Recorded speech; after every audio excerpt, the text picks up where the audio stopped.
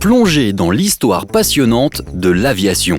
Des dessins de Léonard de Vinci au célèbre A380, c'est parti, je te dis tout. Qui n'a jamais rêvé, en observant les oiseaux, de pouvoir voler librement vers le ciel? Synonyme de liberté, le désir de voler remonte aux civilisations les plus anciennes. Nous connaissons tous le mythe grec d'Icare, celui qui s'échappe du labyrinthe crétois grâce à des ailes de plumes et de cire construites par son père. Mythe devenu réalité, Léonard de Vinci, à qui on ne doit pas seulement la Joconde, esquisse au XVe siècle des croquis. Il y détaille des ailes et des machines volantes, un parachute et même un engin ressemblant étrangement à un hélicoptère. S'ensuivent de nombreuses expérimentations à travers les siècles dans un seul but, décoller du sol. L'histoire de l'aviation est en marche. La montgolfière. La première machine volante est pensée à la fin du XVIIIe siècle par Joseph Montgolfier. Il observe la force de l'air chaud dans les cheminées. Il est capable de faire se soulever les cendres, mais aussi les tissus. Avec son frère Étienne, ils lancent leur engin depuis le château de Versailles, devant Louis XVI et Marie-Antoinette le 19 septembre 1783. À bord de cette montgolfière se trouvent un coq, un canard et un mouton. 2 mois plus tard, toujours en montgolfière, Pilâtre de Rosiers et le marquis d'Arlande effectuent le tout premier vol humain de l'histoire. La montgolfière pose cependant un problème, car elle est totalement dépendante de la vitesse du vent. Les recherches continuent et les ingénieurs s'inspirent de plus en plus des oiseaux qui doivent battre leurs ailes pour voler. Les planeurs. Entre 1796 et 1853, Sir George Cayley, un baronnet anglais, conçoit plusieurs modèles d'aéronefs et de planeurs. Il teste le premier planeur grandeur nature en 1853, demandant à son cocher de prendre place dans son invention. Malgré la réussite mitigée de ces expérimentations, les principes de George Cayley sont à la base du développement des aéronefs que nous connaissons aujourd'hui. Mais le titre de « père de l'aviation » est revendiqué par de nombreux ingénieurs. Otto Lilienthal, ingénieur allemand, publie en 1889 « Le vol des oiseaux comme fondement de l'art du vol », qui devient un ouvrage fondamental dans l'histoire de l'aviation. Il réalise près de 2000 vols dans ses planeurs avant de s'écraser dans l'un d'entre eux en 1896. Clément Ader et l'invention de l'avion.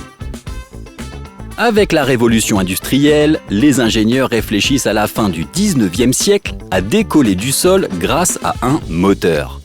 Clément Ader s'élève ainsi à 20 cm du sol sur 50 mètres le 9 octobre 1890 à bord de ce qu'il va appeler un avion. Ces recherches intéressent de près l'armée qui signe un contrat avec l'ingénieur en février 1892. Le ministère des Armées espère mettre au point un engin capable de transporter hommes, munitions et explosifs. Il finance les expérimentations d'Ader jusqu'en 1898, après qu'un essai sur le camp de Satory voit l'avion numéro 3 se briser à l'atterrissage. Merci les frères Wright.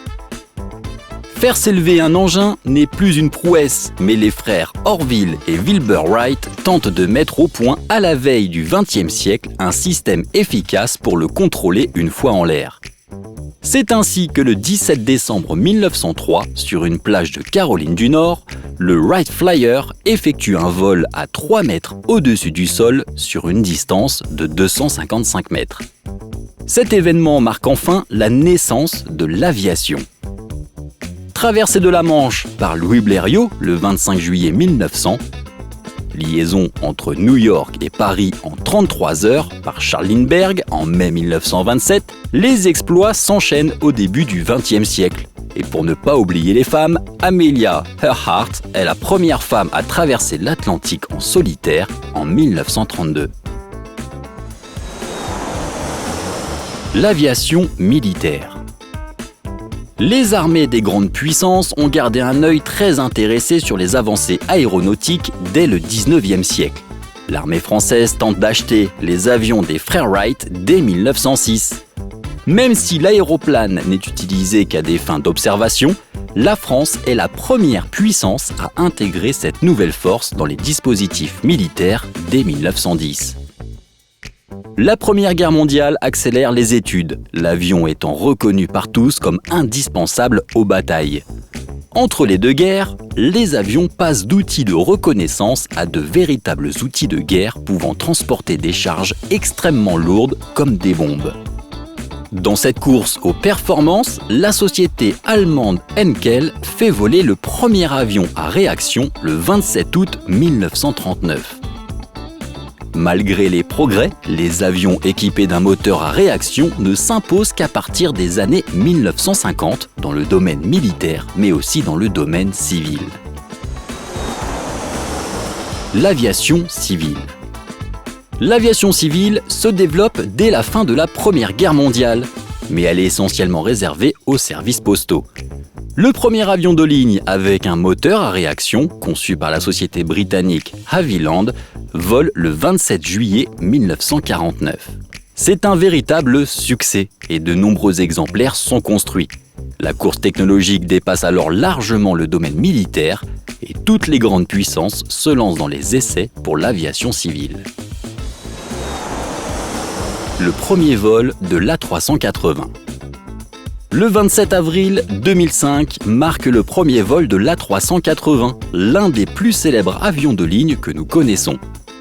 L'A380 est, en 2020, le plus gros avion civil de transport de passagers en service et le troisième plus gros avion de l'histoire de l'aéronautique, après le Hughes H-4 Hercule et l'Antonov AN-225. La consommation de l'A380 est de 3 litres par 100 km par passager.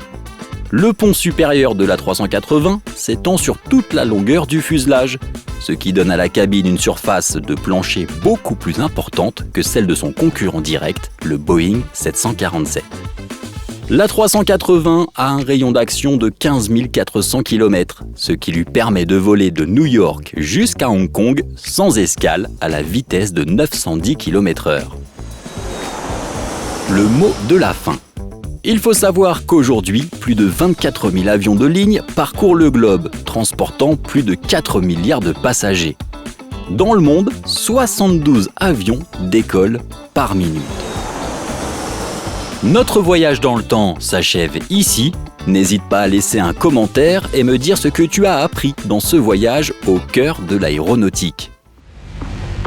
N'oublie pas de mettre un petit pouce bleu et d'activer la petite cloche pour ne pas louper la vidéo de demain à midi.